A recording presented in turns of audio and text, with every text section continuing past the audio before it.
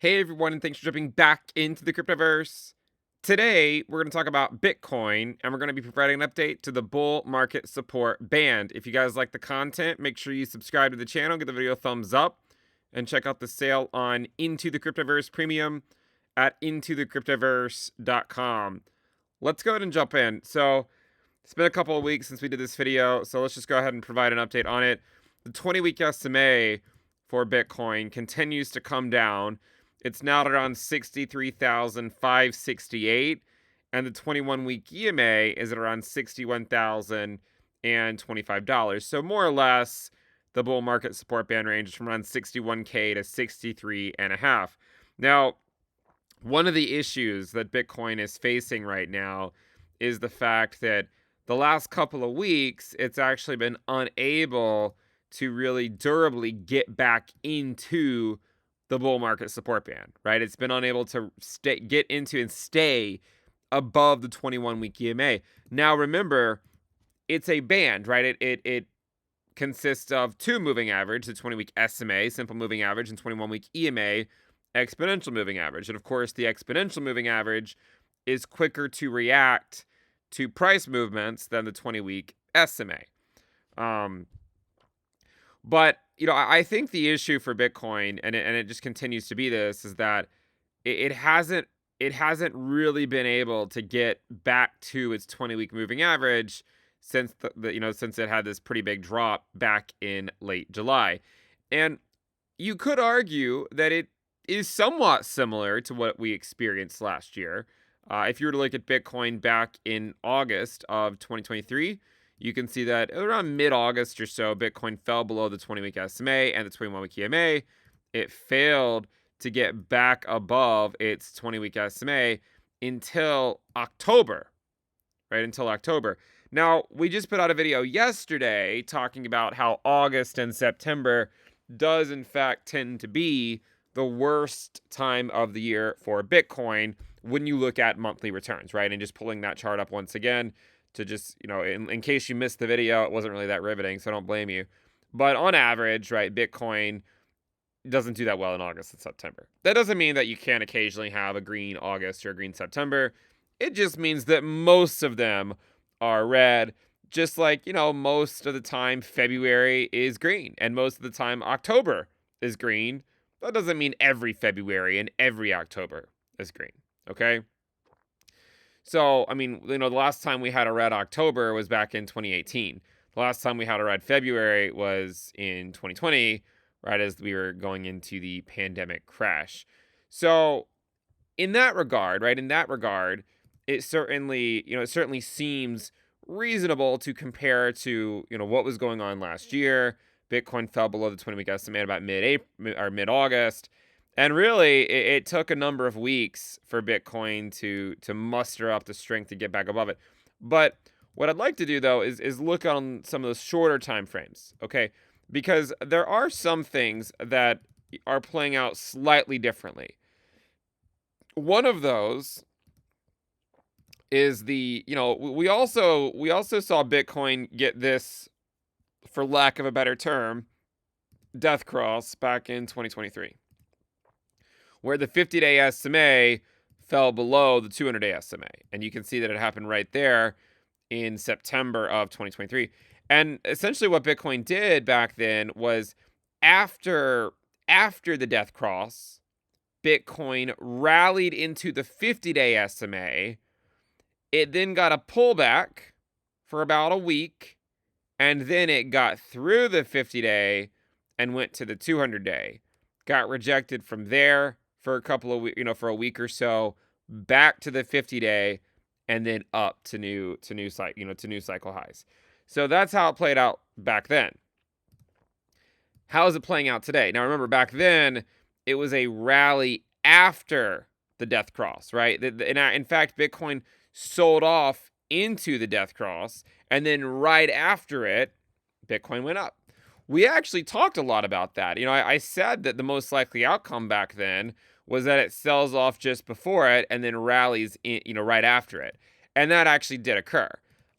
I underestimated just how far it would rally, right? I didn't really think Bitcoin would get that far above 35K back in 2023. So it certainly exceeded my expectations because, not only did it get to 35K by November, by December, Bitcoin was in the low 40s, the low to mid 40s. So it certainly exceeded my expectations back then. But you can see what happened, right? It was a sell-off into the death cross, a rally to the 50-day, a rejection for about a week, go to the 200-day, rejection for about a week, support at the 50-day, go up. If you look at it today, you saw a pretty big sell-off into, before the death cross, but then going into the death cross, you actually had a local top as the death cross occurred. Now, this time, we've been rejected by the 50-day SMA for, well over a week, right? It's actually been about 2 weeks now, and Bitcoin has been unable to really get through its 50-day SMA. Now, the 50-day SMA for Bitcoin is around 61.5K. We put out a lot of videos back over here saying that, look, if Bitcoin can't get above 62K and get some daily closes up there, well, that presents a problem because, in 2023, Bitcoin was able to get above the 50-day moving average. And you could argue, like, well, why is it not doing it this time? Why is it not? Perhaps it's the labor market, showing some weakness. Perhaps it's, the sticky inflation that, is it actually going to go back down to 2% or is it going to reaccelerate? There's uncertainty for sure. So that still presents an issue. So then it makes sense in my mind to go back to the year we've been comparing to all year, and that is, in fact, 2019.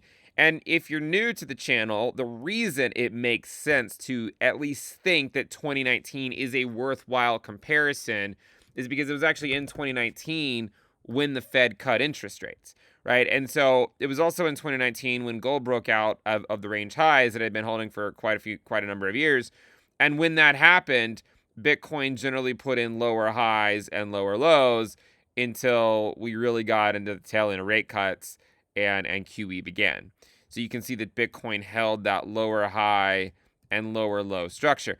And back then, after gold broke out and after the death cross, or going into the death cross, what happened was that Bitcoin had a rally into the death cross, right? And you can actually see it did the same thing it did in 2023, and it sold off into it and then rally up into it.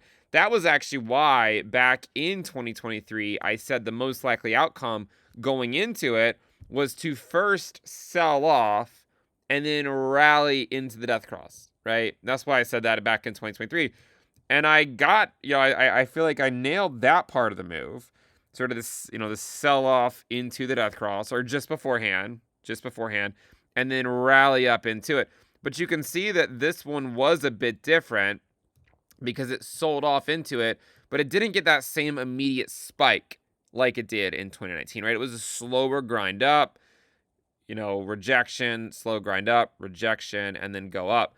In 2019, it looked different than that, right? You had the sell-off, just before, but then instead of that slow move back up, it was a very aggressive move back up that then just slowly got sold off for a number of weeks until it faded and eventually put in a lower low. So, when we talk about this stuff, about, the 50-day SMA, the 200-day SMA, and what's going on, and is it more like 2023? Is it more like 2019? You can see that the spike following the pre-death cross sell-off was also somewhat aggressive, right? It wasn't the same type of move you saw back over here that was sort of a slow grind up, sort of staircasing up, right? It wasn't that. It was more so just a rapid move back to the upside and then a slow fade after it. So again, there are some nuances to it that are worth noting. Now, I don't want to spend the entire time on the 50-day and the 200-day SMA. Obviously, it's this video is about the bull market sport fan. But in the short term, Bitcoin has been having some trouble getting back above its 21-week EMA. Okay, I mean that's pretty clear. Every spike we get by Bitcoin, we just continue to see rejection after rejection after rejection. One of the things I've said many times as it relates to Bitcoin and Bitcoin dominance and whatnot is that until dominance goes to where I think it's going to go around 60%. The argument is that Bitcoin is just still stuck in this wedge until something changes, right? Until that actually changes, um, Bitcoin is theoretically stuck in this wedge, meaning, if that were to play out, until that happens, you would not expect Bitcoin to make a huge move in either direction, right? Whether it be, above the channel or below the channel, right? Whether it's back up here or back down here. And the reason is because it's still absorbing all the liquidity from the altcoin market. Okay. Now, one thing to consider with, this cycle and Bitcoin, and I think a lot of people sort of made the mistake of thinking that this was like 2020, when in fact it really hasn't been. And you can actually make a lot of comparisons to 2019 in the sense that, Bitcoin has stayed above its bull market support band for longer than say the altcoin market, right? If you were to look at the altcoin market, total 3, while Bitcoin spiked above the bull market support band a few weeks ago, the altcoin market did not, right? The altcoin market just put in a lower high where it got rejected at the 20-week SMA, right? It was just a lower high. And so, that to me is still reminiscent of what happened in 2019, where all the moves by the altcoin market were just rejections at its bull market support band. And note that in 2019, before rate cuts arrived, Bitcoin sold off, the altcoin market sold off, and it was at the 20-week SMA, and really started to put in weekly closes below the bull market support band in August, whereas it took Bitcoin until September, right? So it took a little bit longer, and the reason is because Bitcoin was holding up better than the altcoin market because liquidity was flowing from alts to Bitcoin rather than the other way around. And theoretically, the reason for that is because people were more worried about, the economy. And if they're worried about that, and we also had an inverted yield curve back then, also going through quantitative tightening rather than quantitative easing. During that process, alts tend to bleed to Bitcoin, and during quantitative easing, Bitcoin tends to bleed to alts. So that's why alts generally lose the bull market support band before Bitcoin as you get later and later into the business cycle. So when I look at where Bitcoin is in this cycle, I still can't help but draw the comparisons to the 2019 move, where it was just a series of lower lows and lower highs. And then you could argue that after the Fed started QE, we got a few rate cuts under our belt. Bitcoin then broke the lower high structure, right? It broke the lower high structure, but it didn't break it until January 2020. So from the local top, if you want to call it the mid-cycle top, it took about 28 weeks for Bitcoin to break that structure of lower highs, right? So if you were to look at it today, to give you an idea of like what it would line up with, from the March top, 28 weeks is still not until the very end of September. And that's if it just follows what happened in 2019. Now, remember, in 2019, while it broke the structure, we ended up getting a recession induced by the pandemic. And then we put in a lower low once again. But the interesting thing about that is if you connect the dots here, to these lower lows and lower highs that were put in, the final lower low on the weekly close still stayed within this channel. You did wick well below it, but it did stay within the channel, at least the weekly close. Okay, so, when you look at it over here, we already did have a week where Bitcoin did wick below that level.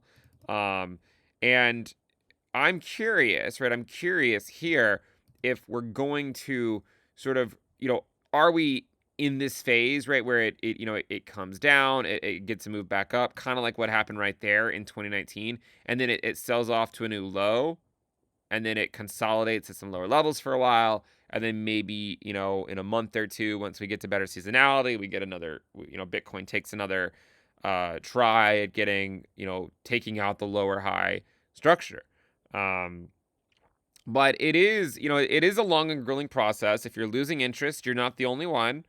Okay. If you go look at the social risk, it is relatively low. There's not a lot of people that care. And the reason, and this is why we talk a lot about dominance and whatnot, is the reason because a lot of people's social interest as it's tied to the cryptocurrency asset class is mostly based on how altcoins are doing, not how Bitcoin is doing. And I know a lot of people are like, well, that doesn't make sense, but it's true. If altcoins aren't doing well, people tune out, because the reality is that most people are trying to figure out a way to get rich quick, and so they go buy altcoins rather than just kind of sticking with Bitcoin.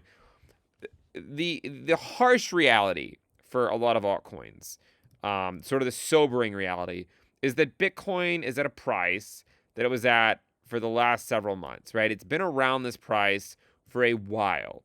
The issue for the altcoin market is that that's not true, right?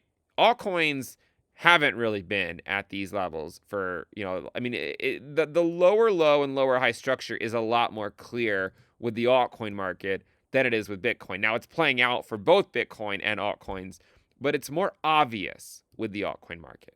It's a lot more obvious, I think.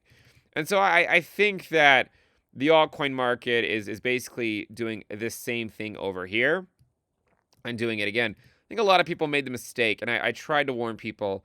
They made the mistake of assuming that when alts were holding here above the bull market support band, they made the mistake of assuming that they were doing this right here. But the reason that's not the case, and I said this many, many times before, is because alt Bitcoin pairs had not yet broken down, right? So if you overlay again total 3 minus USDT divided by Bitcoin, you put it on the same chart, we'll actually flip it over to a new scale. So we'll pin it to a new right scale. We'll take that back to log. We'll put this on log. And this is what I previously said is that, the reason that alts were not doing this move, right? Like the reason why this move here wasn't the same as this one was because alt Bitcoin pairs had not gone to the range lows like they already had at that point in the last cycle, right? They had not already gone down here. And so because of that, it made more sense to think that alts were actually here rather than here. Here. Where they sort of get one move up, right? They get one big move up. They pull back to the bull market support band, get support, and then go up into a sort of mid-cycle top, if you will. And that seems like that's what happened, right? I mean, after that, Bitcoin, alts fell back to the 20-week SMA, consolidated for a while around it, just like they did there in 2019, and then ultimately fell below. And then every time they go back up, they just get rejected. Okay? And I think that is ultimately what we're seeing happen right now in the cryptocurrency asset class. And I think the only real way we're going to get out of this is once we go back, right, to looser monetary policy, we go to lower interest rates, theoretically the Fed pivots from QT to QE, and then you might see something else play out. But, that's kind of where we are right now, and we'll just take it one day at a time. So, those are my views on the market. That's where we are in terms of Bitcoin and its 20-week SMA, 21-week EMA. Again, the main lines in the sand to watch are going to be, 61 to 63K as it relates to the bull market support band. And as it relates to the death cross that occurred, it's the 50-day SMA and the 200-day SMA, which, Bitcoin needs to get above those, and those are at 61.5 for the 50-day and 62.7, 62.8 for the 200-day, which again is essentially where that bull market support band range is, 61, 63K. In that area. And you can even overlay it, right? If you overlay the bull market support band on here, you can see that the 50-day SMA and the 200-day SMA are, within the bull market support band. And that has been providing a lot of resistance for Bitcoin for the last several weeks. So, we'll see what happens, but those are my views on the market. And again, my guess is the negative seasonality will continue for a little while. That doesn't mean Bitcoin can't go up, right? I mean, it's gone up for the last, if you measure it from August 5th, it's gone up for, a little bit since then, but still struggling here at the bull market support band. If you guys like the content, make sure you subscribe to the channel, give the video a thumbs up, and again, check out the sale on Into the Cryptoverse Premium at intothecryptoverse.com. I'll see you guys next time. Bye.